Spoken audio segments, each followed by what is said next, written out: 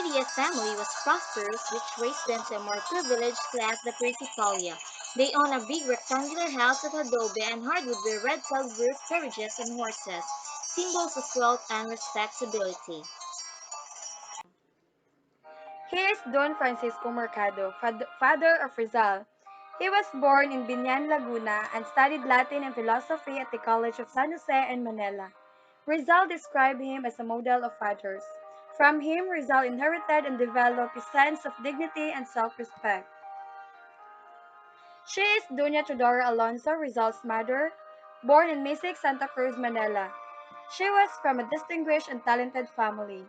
Rizal described her as admirable, not a woman of ordinary culture. She knows literature, speaks better Spanish than Rizal, corrected his poems, and is a great mathematician. She was Rizal's first teacher. She is Saturnina, the eldest child of the Rizal Alonso marriage. He is Pasiano, the only brother of Rizal, and the second child. Narcisa, the third child, a teacher and musician. Olympia, the fourth child. Lucia, the fifth child. Maria, the sixth child. He is Jose Rizal, the second son and the seventh child. She is Concepcion, the eighth child, died at the age of 3. She is Josefa, the ninth child. Trinidad, the tenth child, the last of the family, died at present. And the youngest child, Soledad.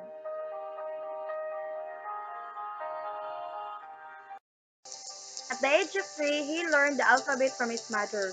At 5, he already showed inclinations to be an artist. He assumed that his family and relatives were molding clay, and they pencil drawings and sketches. At the age of 8, he wrote a Tagalog poem entitled Sa Aking Mga Kabata.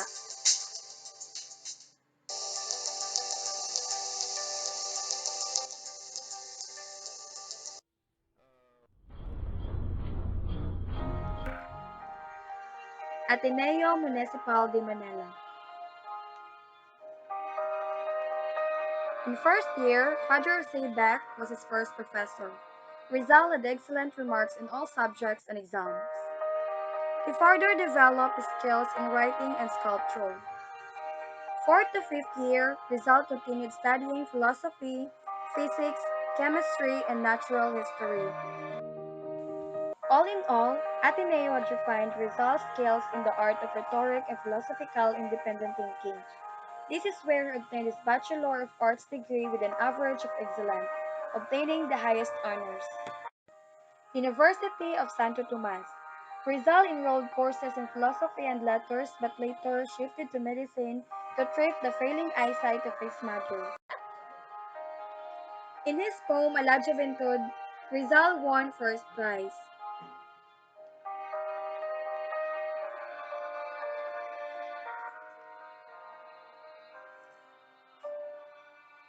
In his play El Consejo de los Dioses, he won first place where he received praises but suddenly they turned their attention to the second placer who is Spanish.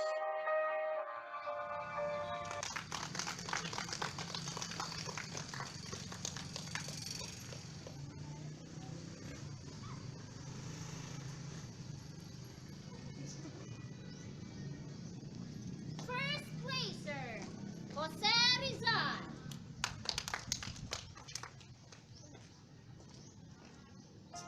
Racial discrimination was rampant at the university. He had to stop in his studies when he felt that the Filipino students were being discriminated upon by their Dominican tutors. So Pasiano and Rizal had an agreement.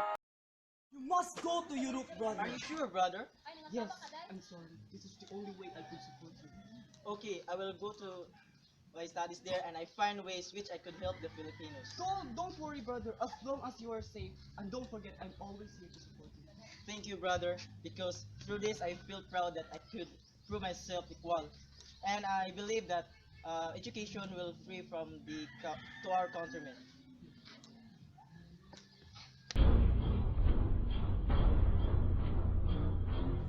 Rizal left Philippines for the first time and went Europe boarding the Salvador.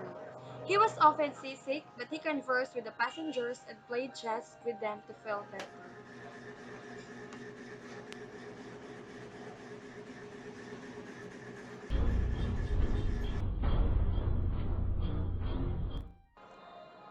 He was conferred the degree of licentiate in medicine, and on June 19, 1885, at the age of 24, he finished his course in philosophy and letters with a degree of excellence. Overall, Rizal's observations in Europe opened his mind to the imperative needs of his country and the ways that meet these needs.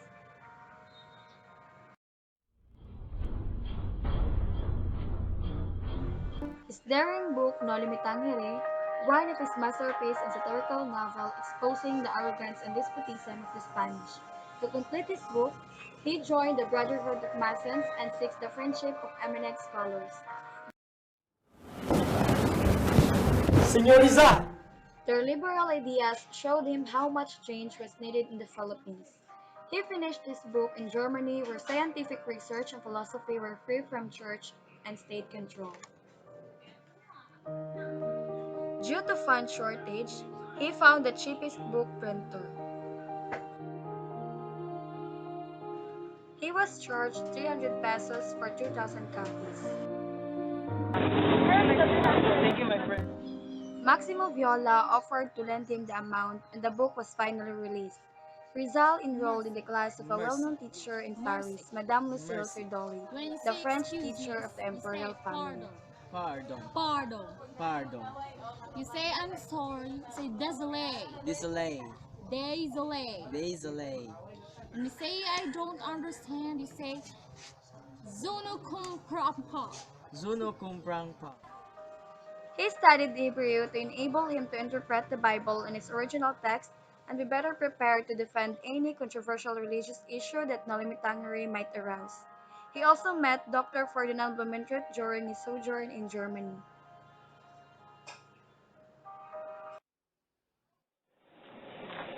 Hi, I'm Ferdinand Blumentritt. I'm Steve.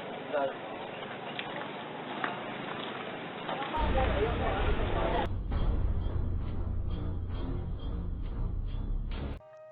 Rizal met Dr. Fyodor Hagor, whose works had inspired him when he was still a student at the Ateneo. Jose, I would like to invite you to attend a meeting in Berlin of the Geographic Society. sure.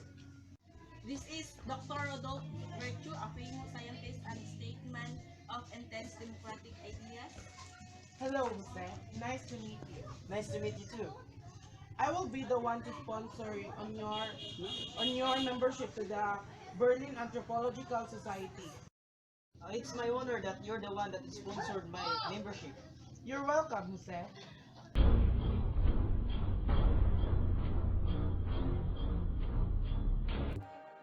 By this time, the Noli had aroused a great deal of discussion, speculation, and apprehension, and so Rizal's activities had to be limited since he also received daily threats from his oppositors. Spaniards were planning to drive him out of the country, but the liberal-minded governor Emilio Terrero assigned Jose Taviel de Andrade as Rizal's personal escort.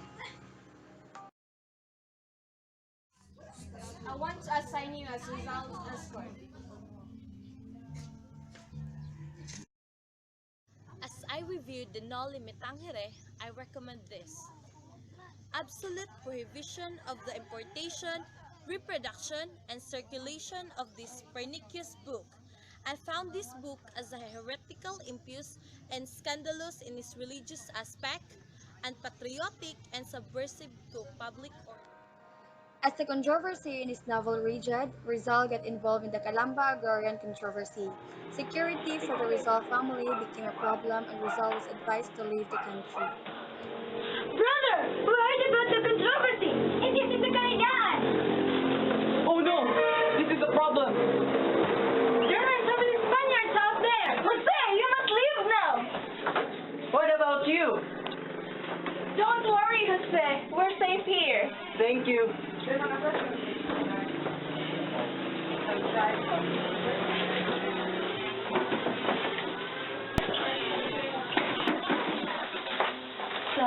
Please be safe. Yes, I will, mother.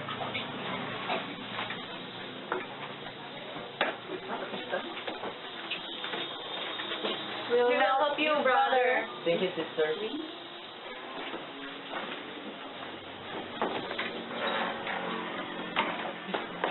Here's the money. Now leave this country. Be safe, brother. You too.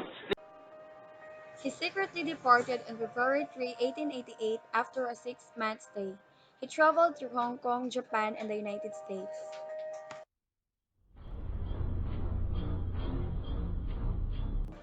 Rizal completed the El Filibusterismo while he was in Brazil. He could not publish the book until he met Valentin Ventura. I hear that you cannot publish a book because of financial. Here, Thank you very much for your financial assistance. You're such a big help. it's okay because I know it's a strong indictment of Spanish colonialism and of native supporters and defenders of the While in Hong Kong, Rizal wrote to Dr. Blumentritt. Dear blooming tree, I have a plan. I want to emigrate my countrymen to Borneo.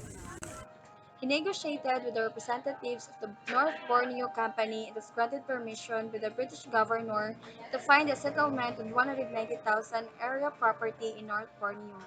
Rizal drafted the plan but was disapproved by Governor Eulogio Dispol. I cannot approve that one because the Philippines was short of manpower and it is impractical to cultivate other lands when the Philippines itself was still underdeveloped. Against the wishes of Rizal's family, he took the risk and came home as he wanted to bring his work to a climax, and he implied that he was ready to die for duty and conviction.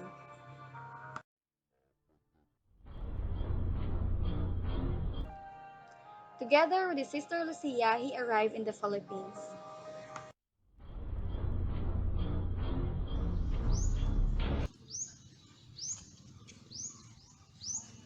You are summoned and confronted with the charge of having brought with you from Hong Kong leaflets entitled Probus Priceless. You are notified that you would be exiled to Dapitan in Mindanao. For dedicating your second novels to the memory of the three priests who were tagged as traitors and sing you No. for advocating separation from Spain as the only means of salvation for the Philippines and seeking to de-Catholicize, which is equivalent to denationalize. Rizal was accused, judged, and condemned without a trial. July 17, 1892, Rizal arrived in Dapitan.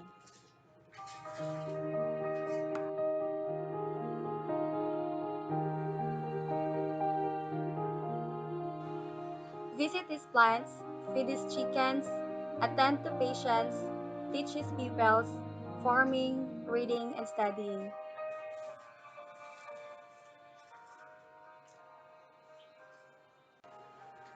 George Taffer of Hong Kong, accompanied by his adopted daughter, Josephine Bracken, also went from treatment.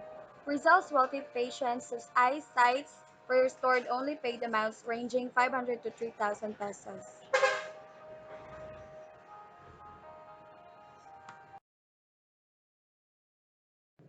Casitas de Salud. Small houses built by Rizal where his patients and families could stay during treatment periods.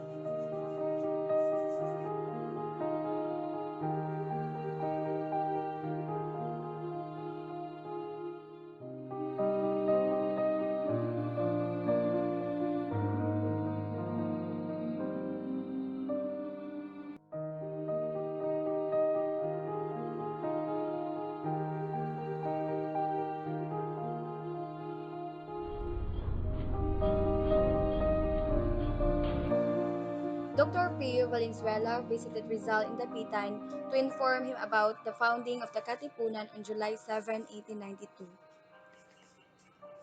I object to the idea of revolution as this would be veritable suicide. But to say, in this way, it aims the separations of the Philippines from the Spain by revolution. Dr. Pio, I want you to get the support of rich and influential sectors of Manila for stronger unity and Antonio Lona be appointed to direct their military maneuver. And also, I'm applying a volunteer surgeon in the Spanish army fighting for Cuban Revolution. I wanted to study war in practical way and mix with Cuban soldiers so I could find solution to the Philippines. I object about your plan. Rizal wrote to Governor General Ramon Blanco the first letter in 1894, sought his pardon, and the second in 1895 asked for his release and a review of his case. If this were not possible, he volunteered to serve as a Sergeant 1 in the Spanish army fighting the Cuban Revolution. On July 30, 1896, the long awaited answer to his request finally arrived, and his request for Cuba was approved. By this time, he learned of the outbreak of the Philippine Revolution.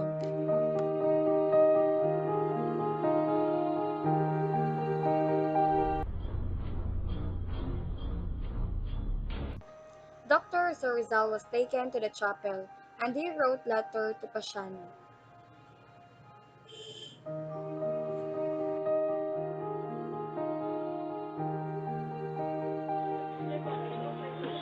Ay, mano po, inay. Forgive me for all my lapses, mother. I love you so much, mother. Father, when I die, please ask my dead body right away because then I throw it anymore.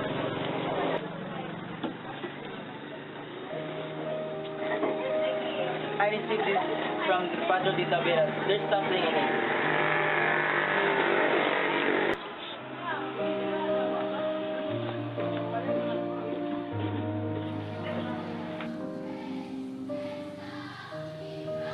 Josephine, this is for you.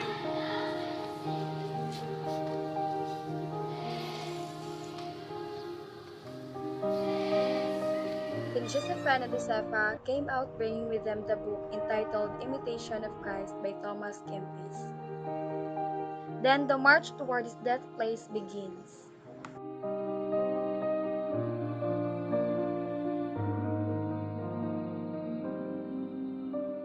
To humiliate him further, a firing squad composed of Filipino soldiers had been ordered to do the shooting. Behind the Indians stood a line of Spanish soldiers, ready to ensure with their rifles that the Filipino soldiers do their job.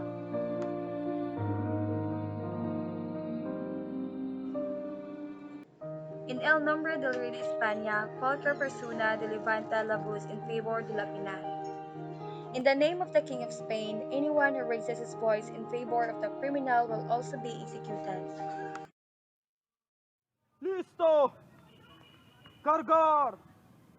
Establecer! Ultimatum is ¡Fuego! ¡Muerte a los traidores! ¡Viva España!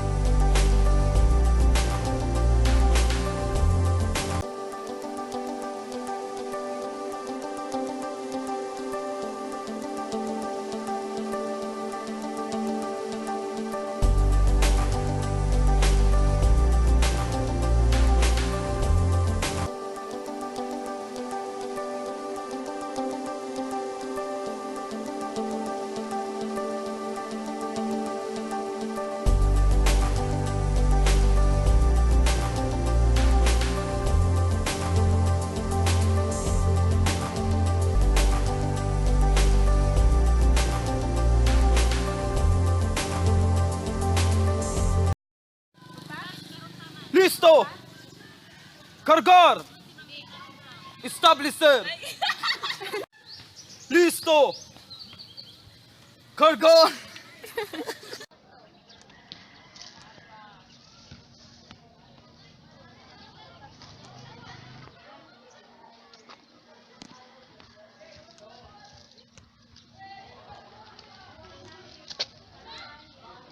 Okay ha?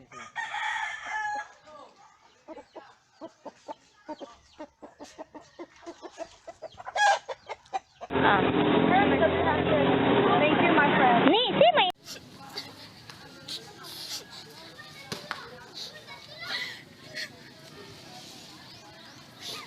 You must go to Europe, brother. I can